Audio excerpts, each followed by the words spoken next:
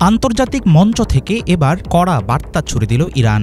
ব্রাজিলে অনুষ্ঠিত ব্রিক্স সম্মেলনে দাঁড়িয়ে পররাষ্ট্রমন্ত্রী আব্বাস আরাকচি সাফ জানিয়ে দিলেন, জবাবদিহি না করলে ইসরায়েলকে ভুগতে হবে, একই সাথে গোটা বিশ্বকেও ভোগ করতে হবে ভয়াবহ পরিণতি। ইসরায়েল ও যুক্তরাষ্ট্র মিলে যে আগ্রাসন শুরু করেছে তা শুধু যুদ্ধ নয়, বরং আন্তর্জাতিক চুক্তি ও আইনের সরাসরি লঙ্ঘন। ইরানের পারমাণবিক স্থাপনায় হামলার মধ্য দিয়ে উস্কে ওঠা আগুনের উত্তাপ শেষ পর্যন্ত কত দূর ছড়াবে সেটা এখনো অনিশ্চিত। তবে বিশ্লেষকেরা বলছেন, এর ফলে দীর্ঘমেয়াদী প্রতিশোধের জন্য প্রস্তুত হবে ইরান।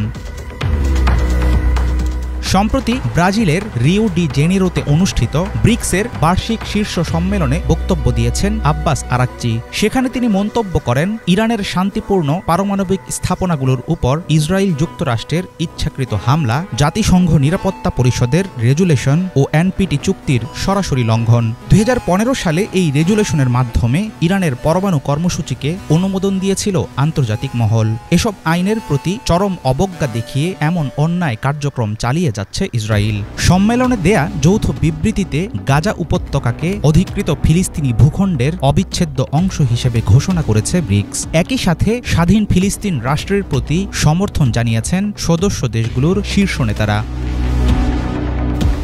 ব্রিক্স সম্মেলনে কূটনৈতিকভাবে উল্লেখযোগ্য সমর্থন পেয়েছে ইরান। জোটের যৌথ বিবৃতিতে ইরানের উপর হামলার কড়া সমালোচনা করেছে চীন, রাশিয়া, ব্রাজিল সহ 11টি সদস্য দেশ। যদিও সেই বিবৃতিতে যুক্তরাষ্ট্র কিংবা ইসরায়েলের নাম উল্লেখ করা ছিল না। তবে বেসামরিক ও শান্তিপূর্ণ অবকাঠামোর উপর হামলার ব্যাপারে একটি আন্তর্জাতিক জোটের উদ্বেগ প্রকাশ ইরানের জন্য নীতিগত দিক থেকে সুবিধাজনক বলে ধরে নেওয়া হচ্ছে। এই সুযোগ কিভাবে কাজে লাগাবে তেহরান, ইরানি নীতি নির্ধারকদের পক্ষ থেকে আসেনি পরিষ্কার কোনো ধারণা। প্রায় 20 বছর আগে রাশিয়া, ভারত, চীন ও দক্ষিণ আফ্রিকাকে নিয়ে যাত্রা শুরু করা ব্রিক্সকে এখন যুক্তরাষ্ট্র ও পশ্চিমা শক্তির বিকল্প কেন্দ্র হিসেবে একটি শক্তিশালী পক্ষ বলে মনে করা হয়। গাজা যুদ্ধ কিংবা যুক্তরাষ্ট্রের আধিপত্য নিয়ে জোটের মধ্যে নানা রকম মতানৈক্য রয়েছে। এর সাথে এবার যুক্ত হয়েছে ইরানের পক্ষে জোটের সমর্থন। এমন পরিস্থিতিতে ইসরায়েলের পক্ষ নিয়ে সরাসরি দ্বন্দ্বে জড়ানো ট্রাম্পের জন্য হবে অস্বস্তির কারণ।